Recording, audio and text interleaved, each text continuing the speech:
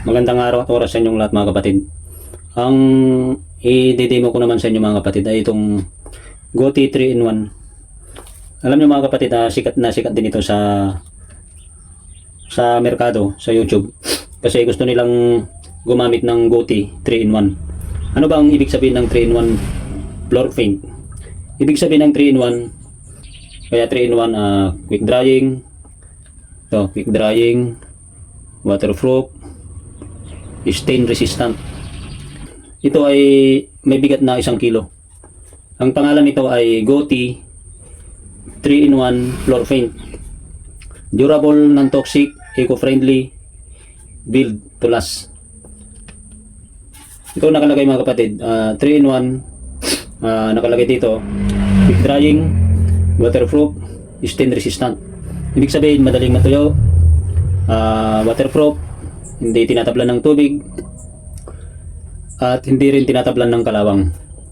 Halimbawa, yung katabi niya ay bakal, minsan kasi nagkakaroon ng kalawang, pwede mo siyang punasan. Tapos dito nakalagay 3-in-1 floor paint. Excellent performance, waterproof, sunproof, pressure resistant, and wear resistant. Ito ay hindi rin siya maamoy, odorless. Nakalagay dito odorless, clean, water based ito, and healthy. Water based and environment friendly. Scope of application, clean and solid floor, wall, and so on. Construction method, brush, gamitin mo dito brush or roller, brushing, spraying, pwede rin siyang spray. Coating area, 1 kg, ito 1 kg ito mga kapatid.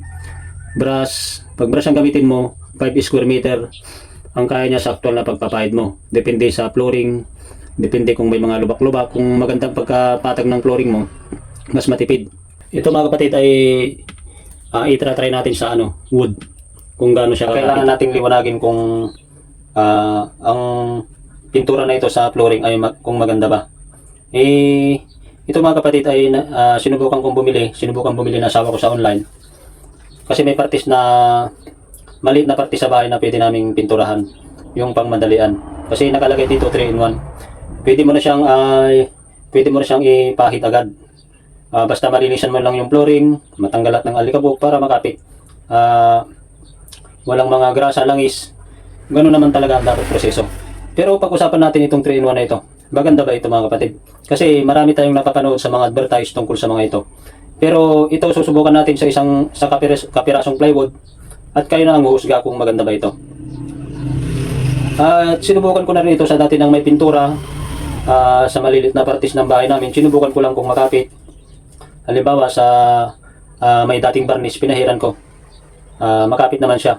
Kaya lang ang disadvantage nito ay halimbawa yung flooring mo ay dark color kasi ito beige. Pag ipinatong mo to, naaninag mo pa rin yung dark color niya. Kaya para sa akin, bago kayo gumamit ng ganito, magbabakran muna kayo papahid muna kayo ng sa konkreto, yung epoxy primer.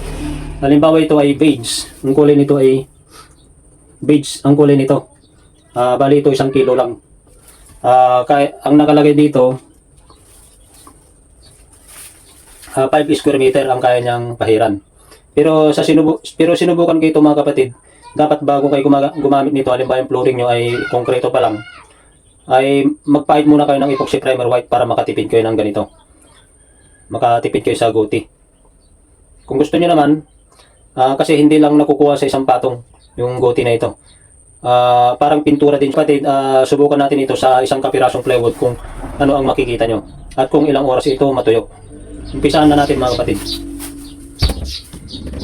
Ito mga kapatid, bago nyo gamitin ay haluin nyo mabuti. Ito ang itsura ng GoTi na ito. Yan, kulay beige. Ngayon ipapahid natin actual dito sa plywood. Halimbawa ito yung flooring mo o kaya yung kahoy, plywood. Gusto mo itong lagyan ng pang flooring na GoTi flooring paint.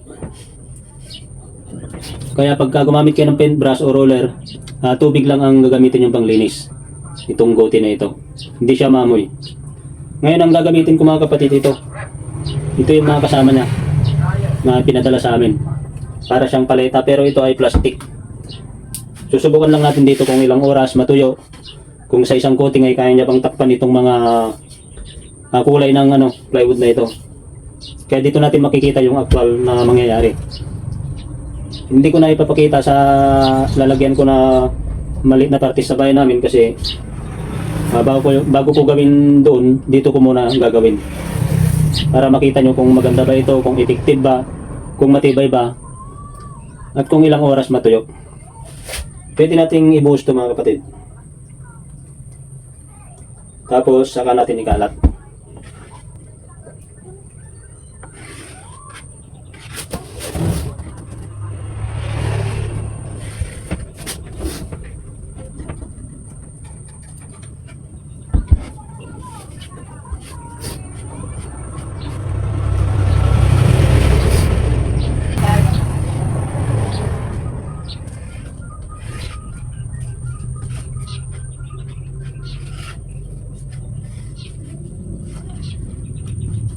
Maganda rin gamitin itong plastic para siyang napapatag agad.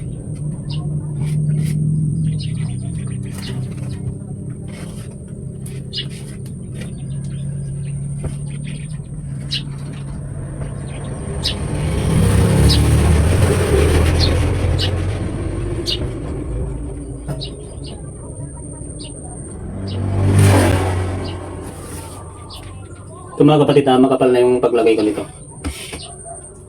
Pag halimbawa yung flooring natin na konkreto,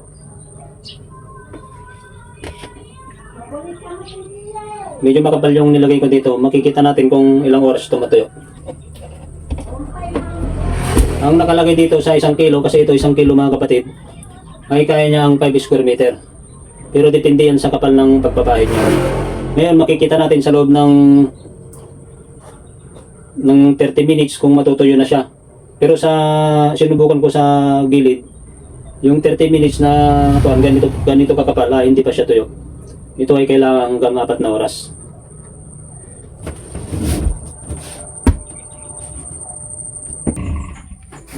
Bali ito na mga kapatid yung pinahiran ko kanina na Gothi floor paint. Ngayon titignan natin kung anong advantage ito.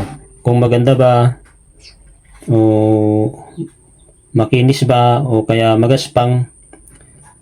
Ito haplosin ko mga kapatid to.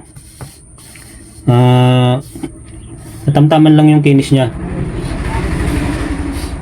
Ito mga kapatid, kaya natin sinubukan. Ito yung sinasabi ko kanina. Pagka isang coating mo lang ito, ganyan, ang kapal na yung ginawa ko kanina sa isang coating. Kasi pagka sa mga advertise kayo nakakapanood, sa isang coating kala mo napakaganda na. Pero ito, makapal na yung ginawa ko kanina ito.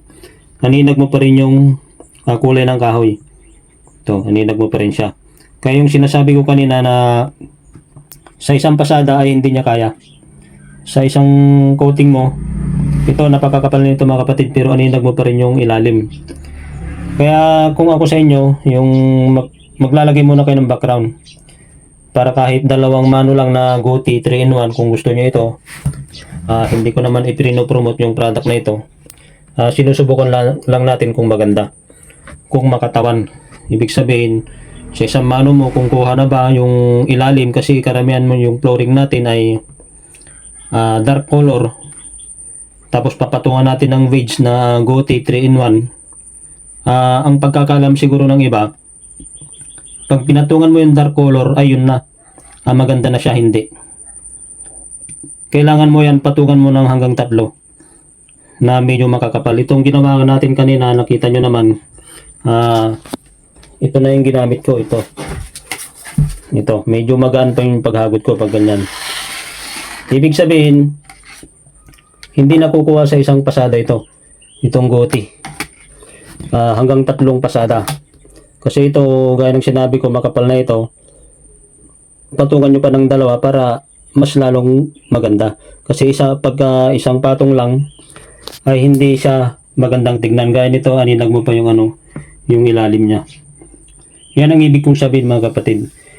Kaya kung gusto nyo gumamit ng ganito, pwede kayong gumamit ng epoxy primer. Kaya lang pag nag-epoxy primer kayo, patuyuin nyo ng 24 oras bago nyo patungan ng 3-in-1 floor coating. Kasi sa isang pasada hindi niya talaga kaya. Pangit tignan. Yan ang ano niya, disadvantage. Kasi pag napapanood mo sa mga advertise sa isang pahid nila ay maganda na, hindi totoo yun. Kailangan nating may paliwanag mabuti sa mga gustong bumili ng ganitong product. Kailangan pag nag-demo tayo ay kompleto sa detalye, kompleto sa paliwanag. Hindi pwedeng nag-demo ka na lang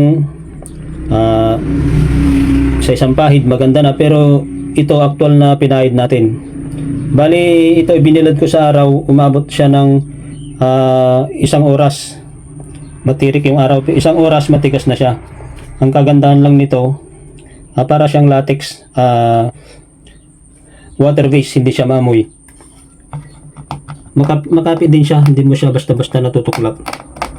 Pero sa ano niya, kulay niya, hindi siya glossy.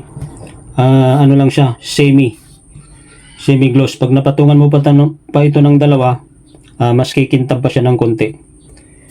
Hindi siya madulas. Yan lang ang maganda, hindi siya ganong madulas. At ito ay hindi basta-basta kakapitan ng dumi. Kaya ang payo ko lang sa inyo mga kapatid, bago kayo bumili, kung gusto nyong puro ganito na lang, patungan nyo hanggang 4 na patong. Pero pag gusto nyo magtipid, pwede kayong mag-epoxy primer sa flooring o kaya sa plywood bago nyo patungan ng guti. Pero pagka gusto nyo naman na wala nang ibang chemical na ipapahid nyo, kumbaga ito na lang ang gamitin nyo, hanggang 3 coating yung ganito kakapal. Talagang makukuberan na itong mga aninag na yan. Kasi pagka nagpahid ka naman ng Guti 3-in-1 isang patong lang ay hindi naman po pwede. Napakapangit tignan. Kailangan medyo makapal. Yun lang ang payo ko mga kapatid. Don't forget to like, share and subscribe. Maraming salamat po. Ito po yung 3-in-1 floor paint.